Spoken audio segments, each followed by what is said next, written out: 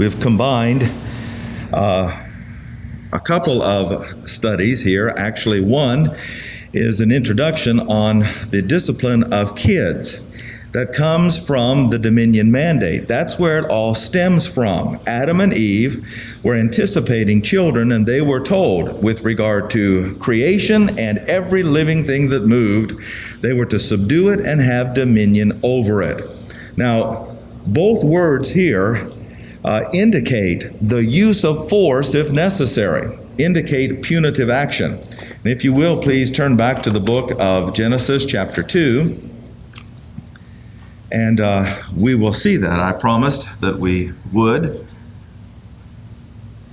Chapter 2, verse number 15. Now, this was a situation before Eve got there. The dominion mandate is for Eve, but the bottom line situation here is for Adam. He was the one that God told in verse 15, the Lord took the man and put him into the Garden of Eden to dress it. Now, the word dress there simply means to outfit it for defense. They were expecting or anticipating enemies in the garden. Adam understood by this that there might be those who would come to rob its pristine originality. And so therefore he was to, last part of the verse, keep it. Now that is the word actually to have a spear with a point and say, halt, who goes there? You're not going to eat of that tree, and if you do, I'm going to run you through. Now, of course, we know that the person who ate of the tree was Eve. But even then, Adam was in this case. Now, it's not in the dispensation of grace. Do not get your spear and do tell your wife, you're going to do this or I'm going to run you through. But in this case, he was judge, jury, and executioner. He said, don't eat it. If you eat, you'll die. Okay? Now, she should have been, for this capital offense, put to death. People are spending their eternities in hell because Eve ate, because Adam didn't have that spear and said, Eve, look, I love you, hon, but you come near that tree, I'm going to have to do what God told me to do. Keep the garden in its pristine originality. Now, we do not like to hear that. And yet that is exactly what Jesus Christ is going to do when he comes back and lifts the curse. Men and women who do not submit, who have not believed, who have not obeyed, all go where? To hell. He takes the spear and says, in you go. They are incarcerated forever in hell because they would not be subdued or bow down to his dominion. Now, we're talking about actually compliments, and that means to express praise for a job well done. Included in these words as well are, as we have seen many times, the idea of praise for achievement, praise for doing what they're told. Jesus Christ is going to receive the highest praise because he made himself of no reputation. He didn't think of himself more highly than he ought to think. He didn't pay himself tribute. He was there to glorify the Father. And of course, that lets us know that's why we're here. Not to trumpet our own cause, to keep paying ourselves compliments, but to do what God says and let him promote us. You see, a compliment is a promotion. It is prospering somebody where they are for a job well done. In its rightful place, it's good and right. But when you are like Lucifer and Eve, thinking of yourselves more highly than you ought to think, paying yourself more tribute than you should, you corrupt or pervert the idea of a compliment. So what do you have to do? Organizational humility means you conform to the system's structure. Enforced humility means from the top down compliance under the threat of punishment. Now, that goes for three things. Mental attitude. You see, there are a lot of people who work at things and they've got poor mental attitudes toward those in authority over them. Now, sometimes, and let me just state that, sometimes those in authority over you are perhaps not doing a good job. But as long as they do not ask you to do anything illegal, immoral, or unspiritual, if they give you a command, you've got to do it in order to be right. But I know more than they. That's beside the point. If that's their position, you honor the position rather than the person. We've got it wrong today. Bad-mouthing, back-talking, those in authority are all part. Now, if they're doing something wrong and jeopardizing your life or the life of somebody else, you need to say something. You need to take action. But that's because they're doing something illegal, immoral, or unspiritual. Other than that, conformity is part of the plan. Otherwise, they have a right to make you comply under the threat of punishment. Now, that goes for children, too. This business of children who run and do, and the parents say, well, don't do that. I'm not going to say it again. And 2 seconds later, don't do that. I'm not going to say it again. And about 100 times later, don't do that. That is ridiculous. About the second or third time, you do what you say. You give them opportunity. You lovingly explain to them. You draw them aside and have a meeting of the minds. If not, you have a meeting of the ends. And that's called punishment. All right, but the whole idea is to get them, for all of us, to willingly comply. I see the necessity of following the rules, fitting in the system, and I do it willingly. That's what Jesus Christ did. He didn't make himself of any reputation, good or bad, with regard to men, but good to God. God complimented him. Therefore, from the inside out, Jesus complied to all of these things, all of the laws, all of the structures. Now, I know that I was told in the first service here when the light went out, somebody spoke in darkness. And that was, I'd gone to preaching and not to teaching. No, that is not true.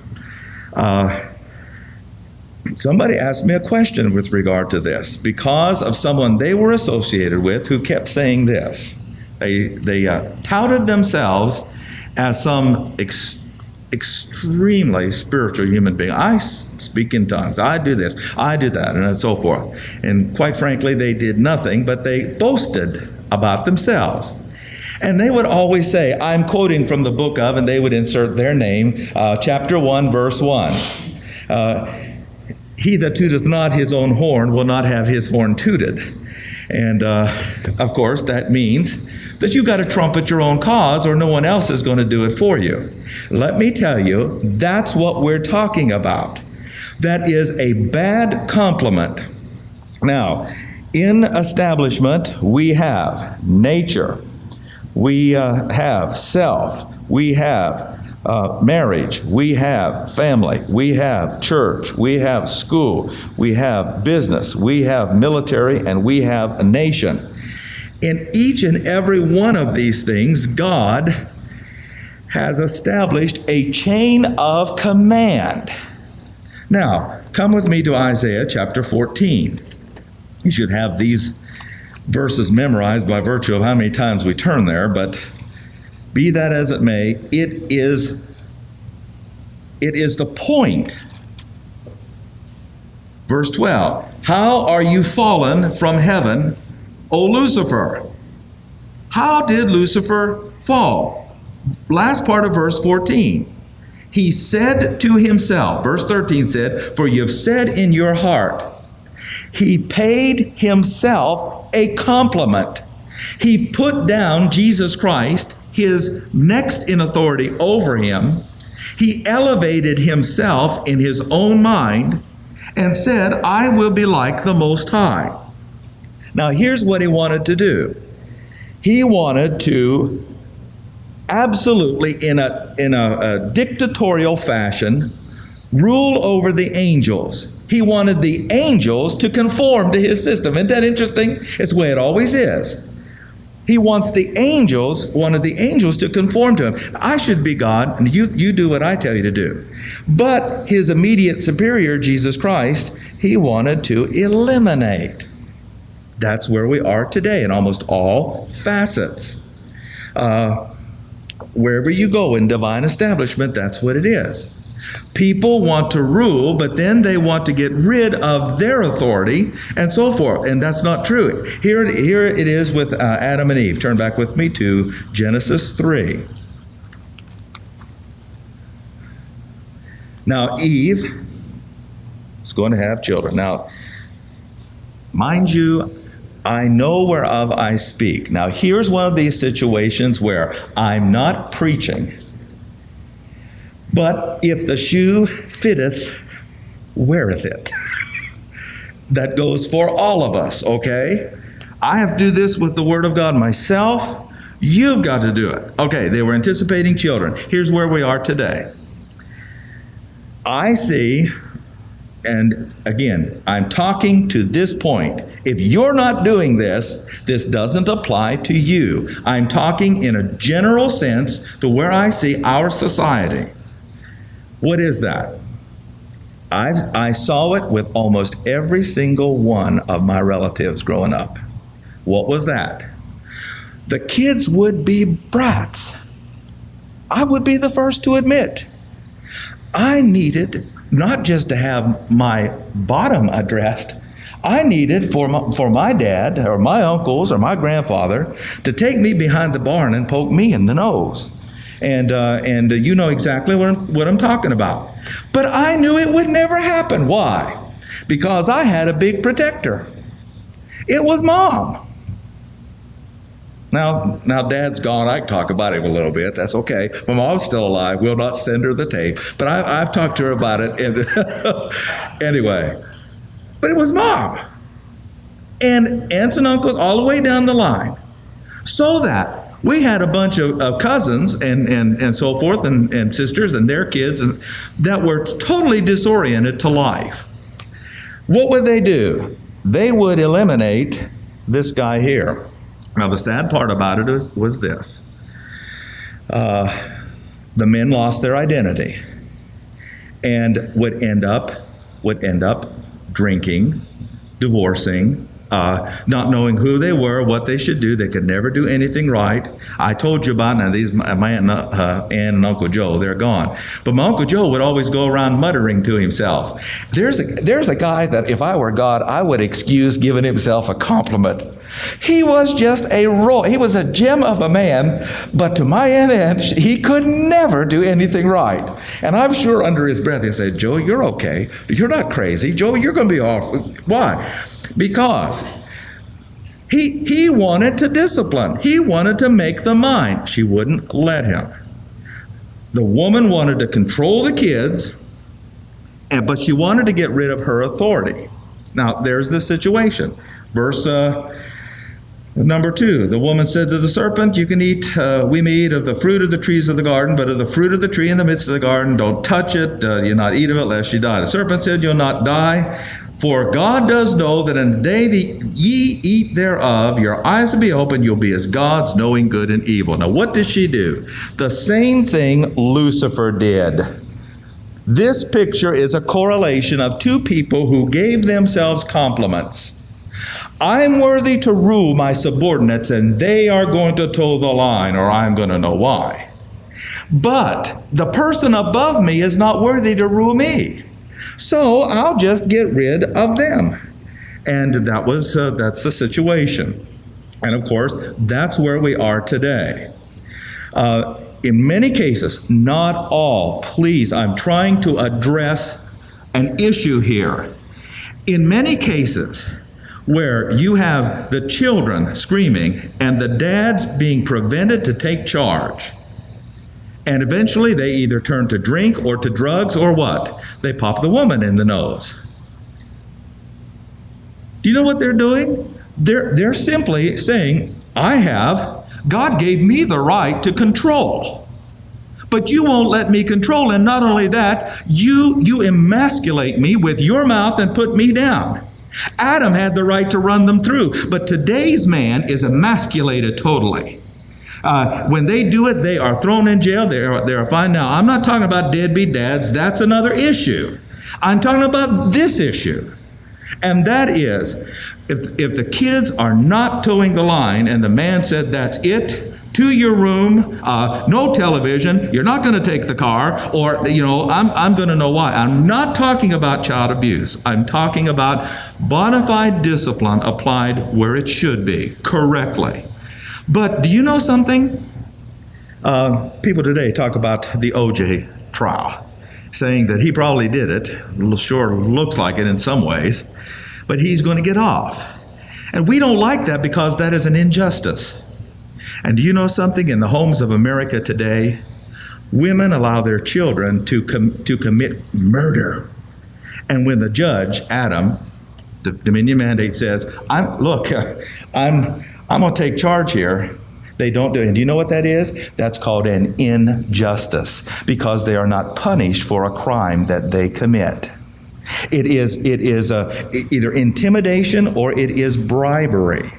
Now, again, don't get all fired up. Don't go home and warm the behinds of your children. I'm not talking about that unless they need it. But what I'm trying to do is address an issue. Divine establishment was perverted and corrupted. We are where we are as a nation, in a royal mess, because people do not understand that two people originally gave themselves compliments more highly than they should have given. They should have, in effect, waited for someone else to give them a compliment. Okay, let's go to Romans chapter 12.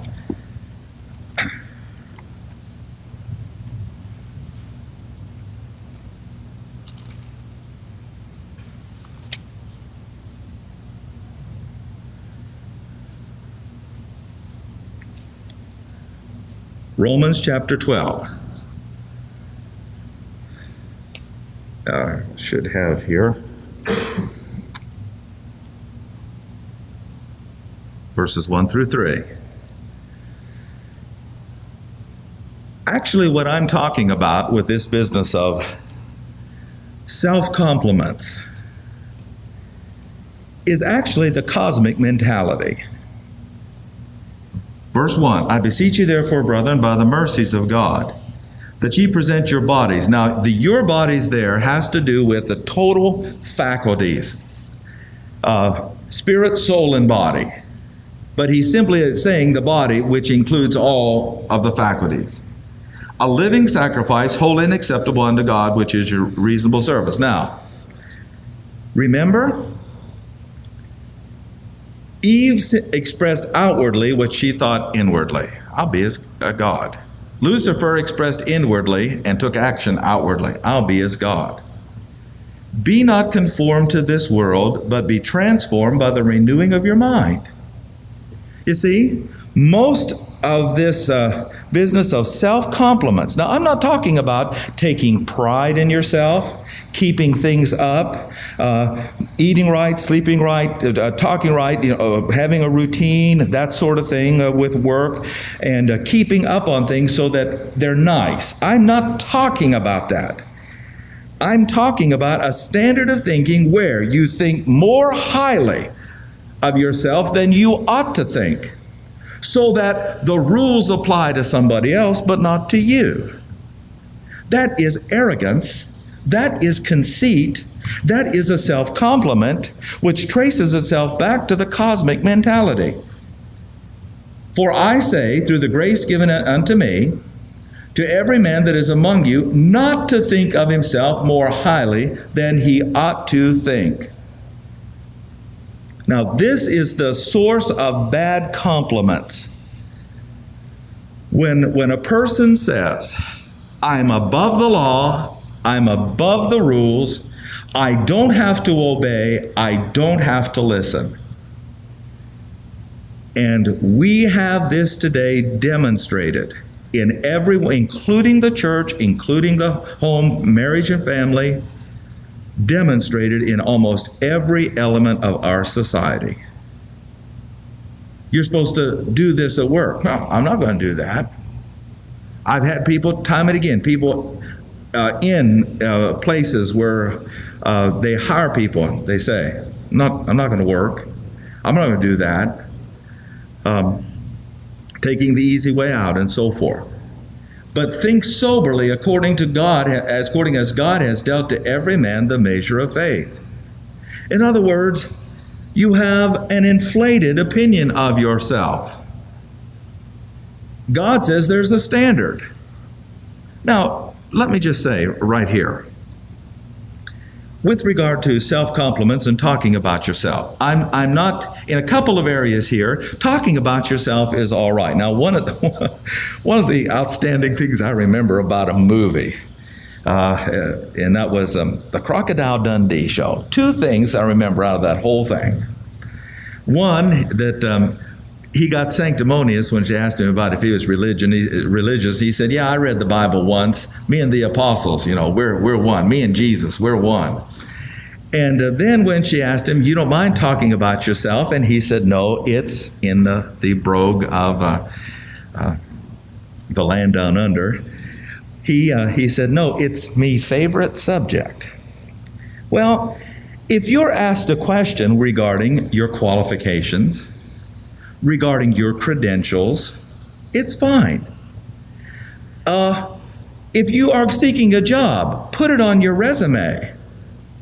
But you have to be careful. Don't speak more highly of yourself than you ought to speak. In other words, tell the truth. Tell it according to that standard. But if you have a list of degrees, put them down. That's fine. They're interested in that. That is not trying to unduly compliment yourself unless you put down too many letters behind your name, or you've worked here, there, and here, there, and otherwise, and you're not even old enough to have worked one place 5 years. You have to tell the truth. That is not wrong. What I'm talking about is to try to embellish it so people think more of you than they should, because you think more highly of yourself than you ought to think, and you've embellished the story. Okay, let's go back then to our text. Proverbs 27:2.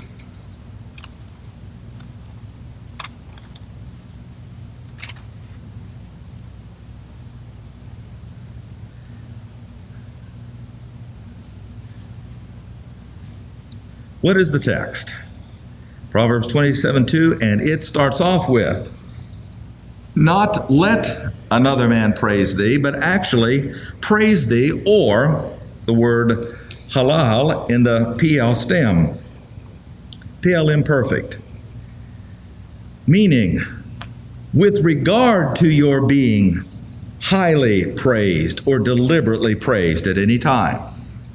He's going to address the fact of having a compliment. You've done a good job.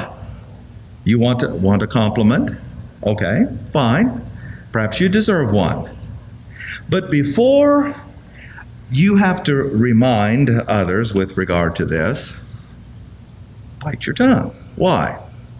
Because with regard, and the PL stem indicates a deliberate praise or a high praise, imperfect at any time in your life. The next thing is let another man, zur, this time cow active participle. With regard to your being highly or deliberately praised at any time, always let it materialize from someone other than yourself. Now, the word zur there has to do actually with an outsider, or someone other perhaps than your family, next of kin, and so forth. I told you of my uncle, John, who worked for the Detroit Tube Corporation, who's next in line for a vice presidency, and a guy married into the family, and he was always buttering up to the president. He married the president's daughter, and he got the vice presidency, and Uncle John left. But in this case, it's saying, if you want praise, don't let it necessarily be from somebody in the family all the time. Now, let me just say this.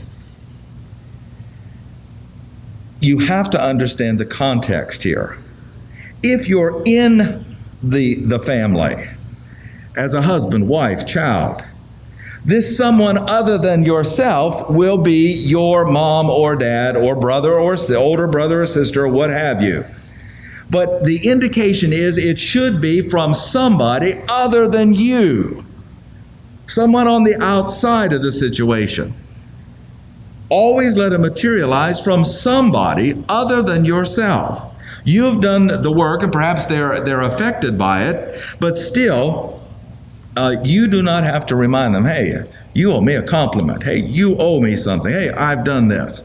No, that other person is going to see it.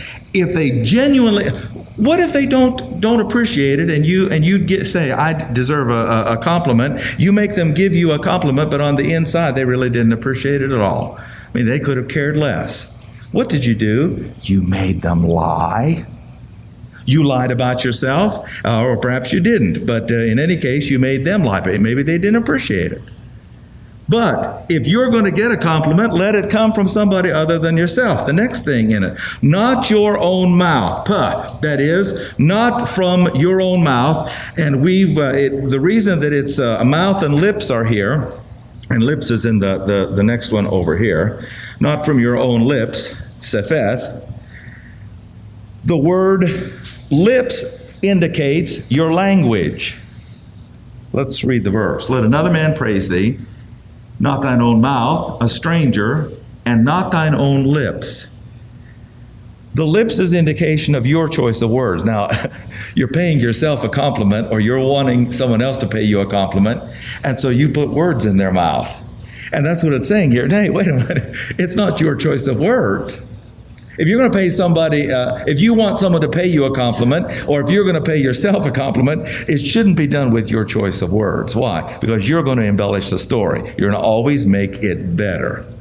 Okay? Or, not from your own mouth. That is, not from that which reflects your inner sentiments. And you're giving yourself a high compliment. I'm worth more than this, and so therefore I think that they should say this about me and that about me. Then it says, in order to explain this business of zur, a stranger, nikri, a non-relative or somebody completely different than yourself. Now, we're not talking, if it is a family member, that is okay. But what it's trying to do here is just simply, by way of contrast, make an indication that you're not supposed to compliment yourself. Now, it's one thing if you've done something and in the course of conversation you've got to bring that up. That's one thing. But to bring it up for the express purpose of either complimenting yourself or getting somebody else to do it, it's forbidden in the Scriptures. If you are going to get a compliment, let it be from someone other than yourself. Let it be someone completely different than yourself. All right. Now, here's the reason why. Let's turn to chapter 25. Chapter 25 of the book of Proverbs. And verse number 27.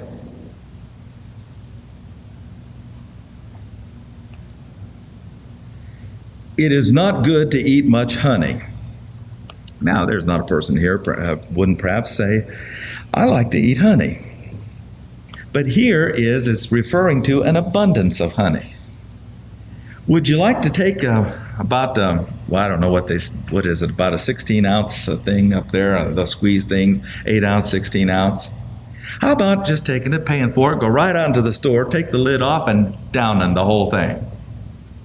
Now, you like honey, one fingerful, one spoonful, but how about 8 to 16 ounces? No. Why? Because the sweetness would no longer be sweetness. That's the point. A little bit of a good thing is fine, but if you overdo it, all right, now, he's going to apply that to, so for men to search their own glory is not glory. If you have got to brag on yourself to get glory, that's not glory. Just as sweetness becomes non-sweetness or sourness if you eat too much of it, for you to search out or seek your own glory is not glory. You simply do not do it. Okay, so it's by virtue of the nature of the case. If you've got to constantly do it, it becomes a situation where, hey, it's really not worth it. It becomes sour in the end, simply because, for the most part, people will then give you, and I hate to use this word, but it's an insincere compliment. Yeah, they'll say it, but they really didn't mean it.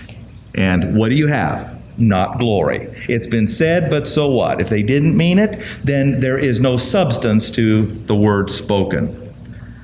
Chapter 26, verse 12.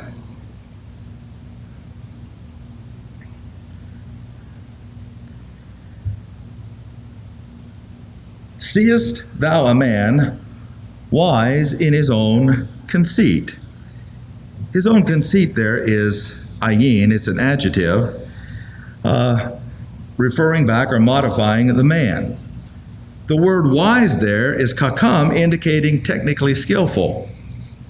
Seest thou a man technically skillful in his own conceit, or one who is trying to get his own glory by, ayin, an exaggerated opinion of his own worth or importance. That's what it means. Here is a man, therefore, that is real subtle, or maybe not so subtle, but he's wise, technically skillful. And in the end, he's going to come out smelling like a rose, where everybody thinks he's better than he is, so that he gets the glory, he gets the compliments, and the people that really deserve them did not get them, and so forth. Now, note what it says. He is the Forrest Gump of all conceited people. The sluggard, where am I here? Verse 12.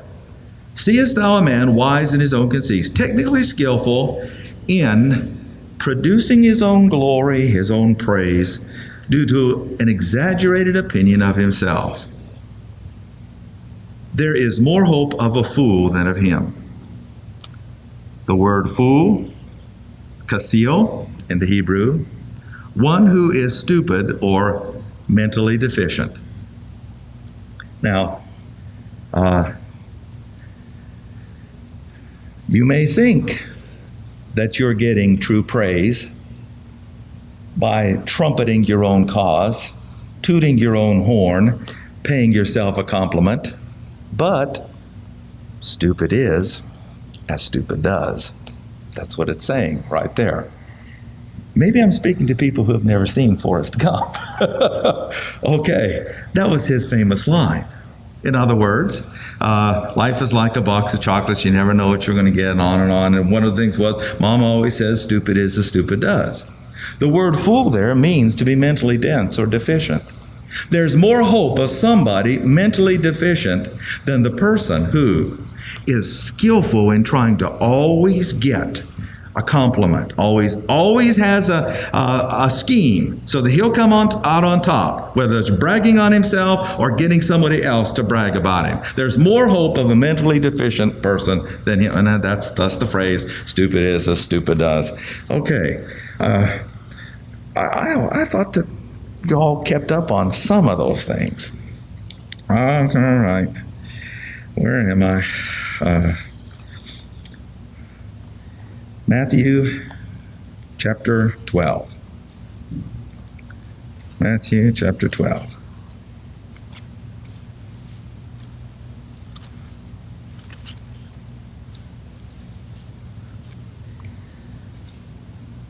Now, all of the verses that we have been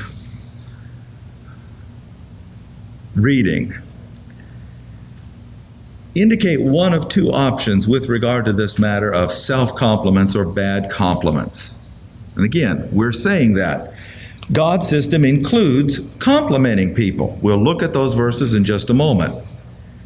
But on this side of our screen, what the person is trying to do is to reveal the true sentiments of his heart concerning his self-worth in untrue terms.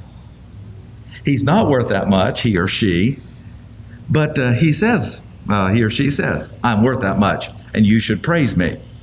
So everything that we're talking about is talking about people who are praising themselves, who are doing things, twisting things so that they will get the glory. So one option you have, and we've looked at all these verses, where you can outwardly reveal your true sentiments of your heart about your own self-worth, but in untrue terms. You're really not worth that much, but you want the other people to believe it, and so you try to fool them. And you become so proficient at it that you're called wise, technically skillful in doing. Boy, I sure fooled them. I got all the praise. I didn't really do all the work. All right, now we're going to see the other option. You can conceal the true sentiments of your heart, even though you speak in untrue terms. Matthew chapter 12. What am I saying? All right, verse 33. Either make the tree good and his fruit good, or else make the tree corrupt and his fruit corrupt.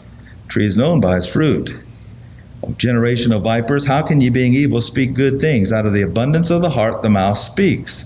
A good man out of the good treasure of the heart brings forth good things. An evil man brings forth out of the evil treasure of his heart brings forth evil things. Every idle word you're going to give an account of in the day of judgment. Now, what is an idle word? Matthew chapter 15.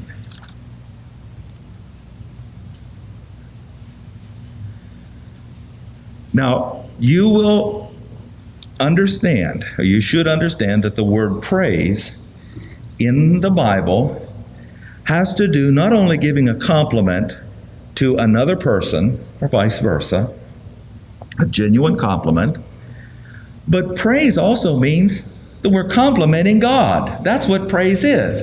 We're ascribing to Him His worth. Hey, God, good job. You saved me. Hey, that's a great job. God, you provided for me. Good. That's a compliment. Praise is complimenting God. That's a good compliment. Now, it has to come, though, from the filling of the Holy Spirit. Otherwise, you are saying, God, and I'll show you this in a minute, I'm so great. You ought to bless me. You are expressing the true sentiments of your heart, but you're stating them in untrue terms. We're really not so great or worthy. Or you can say to God, hey, you're great, but those aren't the true sentiments of your heart. The true sentiments of your heart are concealed, rather, and you speak in untrue terms. Note, the Pharisees, verse 1, talking to Christ. Why do your disciples transgress the tradition and not wash their hands? Well, he said to them, I've been blamed sometimes of answering a question with a question. I had a good teacher. But the Lord said, why do you also transgress the commandment of God by your tradition? See, he didn't commit himself. He just said, let me ask you something first. He always did that. When I say always, he many times did that. God commanded, honor your father and mother, but you say, Korban, in other words, it's dedicated to God, I don't have to. He shall be free, verse 6, of this commandment. So you've made the commandment of God of none effect by your tradition, ye hypocrites. Well did Isaiah speak of you. This people draws nigh unto me with their mouth and honors me, pays me a compliment with their lips, but their heart is far from me. Oh yeah, God, you're great. But they were concealing something, the true sentiments of their heart. We don't care about God. We're just doing this so other people will think we're religious. Real religious. Okay. Call Looney Tunes. Have them come get me. I'll be their next cartoon character here. So what do we have? We have a situation where the true sentiments were concealed, all in the name of giving God a compliment. Over here we have true sentiments revealed, but what was spoken was untrue. Luke chapter 18. Luke chapter 18.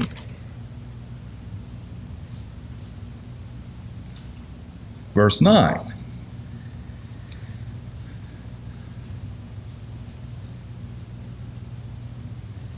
And he spake this parable unto certain, note, which trusted in themselves that they were righteous and despised others. They thought of themselves more highly than they should have. I'm better. The rules don't apply to me. I don't have to do it in this fashion because I'm so good. Everybody else does, but they should come to appreciate me. I trust in myself, they said. 2 men went to the temple to pray, one a Pharisee, the other a publican. Now you remember, the Pharisee was the one who, when it came to God, concealed his true sentiments and spoke in untrue terms. Wasn't really praising God because his heart wasn't right. Now we're going to see that the Pharisee was like the guy in the Proverbs. He now is going to reveal the true sentiments about who he thinks should be complimented and praised, but it's in untrue terms. The Pharisee stood and prayed thus with himself. I like that. More highly of himself than he ought to think. Who did he pray with? To God? No, not all prayers are to God. Sometimes you make yourself a God and you pray to yourself because you're only worthy of praise and self-compliments. I fast. Verse 11. God, I think that I'm not as other men, extortioners, unjust, adulterers, even as this publican. I fast, and so forth. Publican, standing afar off, would not so much as lift his eyes up to heaven, smote his breast and said, God, be merciful to me, a sinner. What was he doing? He was saying something quite uncomplimentary but truthful, expressing true sentiments. God, I don't deserve your mercy and grace, but I believe in you, and I believe in the blood expressed here in this temple that will save me. Have mercy to me. And he didn't pay himself a compliment. All the praise and glory went to God. And note what Jesus Christ said. I tell you that this man went down to his house justified rather than the other. For every man that exalts himself, pays himself a self-compliment more highly than he ought to think, shall be abased, brought down by God. But he that humbles himself, Christ, made himself of no reputation, shall be exalted, that is, shall be prospered by God. Romans chapter 13. Now here is the essence wherein we have spoken. Romans chapter 13 as we bring this to a close.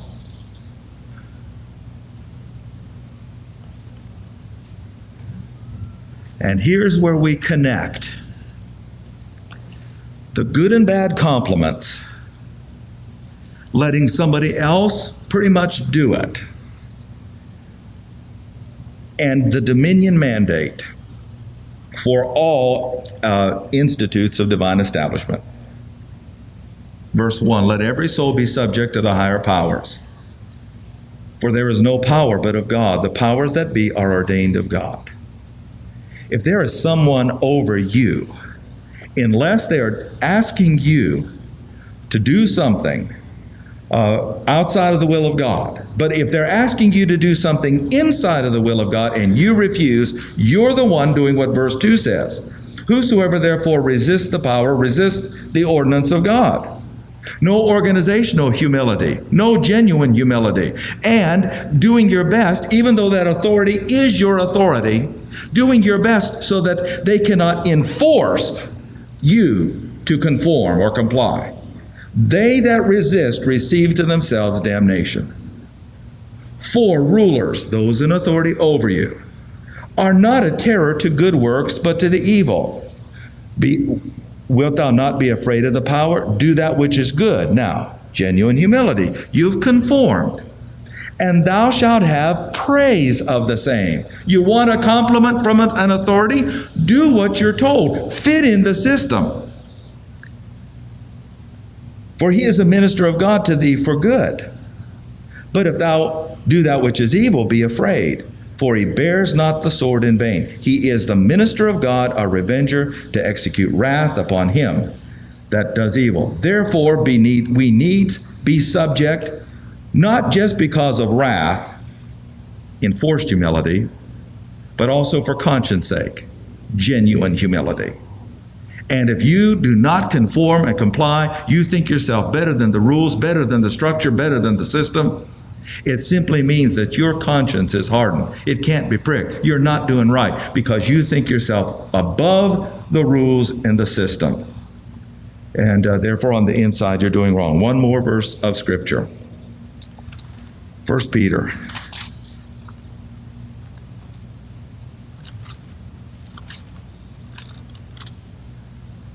First Peter chapter 2. As we bring this to a close. Thus, submit yourselves to every ordinance of man for the Lord's sake, whether the king is supreme or unto governors, those in authority over you, as unto them that are sent by him. Note the two things, all the way back to the dominion mandate, and compliments from them, or what you think of yourself, is all involved in this. If you think you're too good for the system, you're thinking more highly of yourself than you ought to think.